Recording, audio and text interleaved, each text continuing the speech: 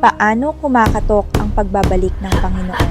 Nais mo bang malaman ang tunay na kahulugan ng pagkatok? Sinabi ng Panginoong Hesus, Narito, ako'y nakatayo sa pintuan at tumutuktok. Kung ang sinuman ay duminig ng aking tinig at magbukas ng pinto, ako'y papasok sa kaniya at hahapong kasalo niya at siya'y kasalo ko. marami ang hindi napapansin ang isang mahalagang mensahe sa mga salitang ito.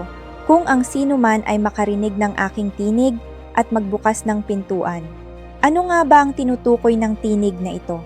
Ibig bang sabihin nito na ang Panginoon ay nakatayo sa labas ng pintuan at nagsasabing, Ako ang Panginoong Hesus, ako'y nagbalik na. Kung ganoon, magbubukas ang lahat ng pintuan. Kaya paano pa may mapag-iwanan? Maliwanag na ang tunay na pagkatok ay hindi ayon sa iniisip natin. 7 ulit na ipinropesya sa aklat ng pahayag, ang may pakinig ay makinig sa sinasabi ng Espiritu sa mga iglesia. Nagpropesya rin ng Panginoong Hesus. Mayroon pa akong maraming bagay na sa inyo ay sasabihin, ngunit ngayon ay hindi ninyo mga titiis.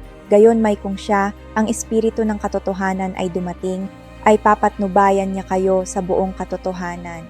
Malinaw na ipinapakita ng mga hulang ito na sa pagbabalik ng Panginoon, siya ay magsasalita sa lahat ng mga iglesia at aakay sa mga tao sa buong katotohanan.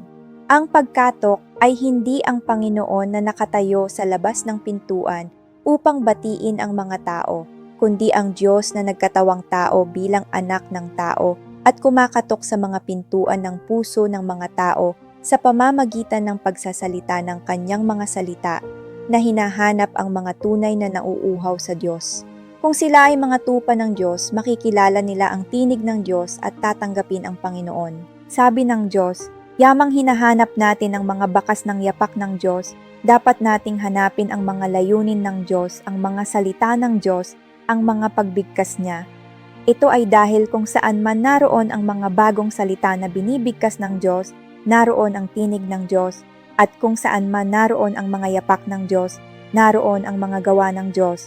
Kung saan man naroon ang pagpapahayag ng Diyos, doon nagpapakita ang Diyos, at kung saan man nagpapakita ang Diyos, doon umiiral ang katotohanan, ang daan at ang buhay. Sa paghahanap sa mga bakas ng yapak ng Diyos, binaliwala ninyo ang mga salitang, ang Diyos ang katotohanan, ang daan at ang buhay. At kaya, maraming tao, kahit pa tumatanggap sila ng katotohanan, ang hindi naniniwala na nakita na nila ang mga bakas ng yapak ng Diyos, at lalo nang hindi nila kinikilala ang pagpapakita ng Diyos. Napakatinding pagkakamali. Ang pinakamahalagang bagay sa pagtanggap sa Panginoon ay ang hanapin ang pagsasalita at tinig ng Diyos.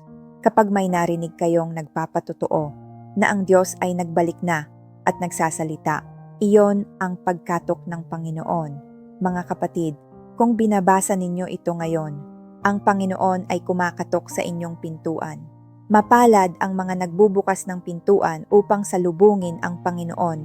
Maaakyat sila sa harap ng trono ng Diyos upang dumalo sa piging. Nais mo bang makinig sa mga salita ng Diyos at tanggapin ang Panginoon? Mangyaring mag-iwan ng comment o magpadala ng mensahe upang makasali sa libreng online fellowship sa ganap na 7:30 ng gabi.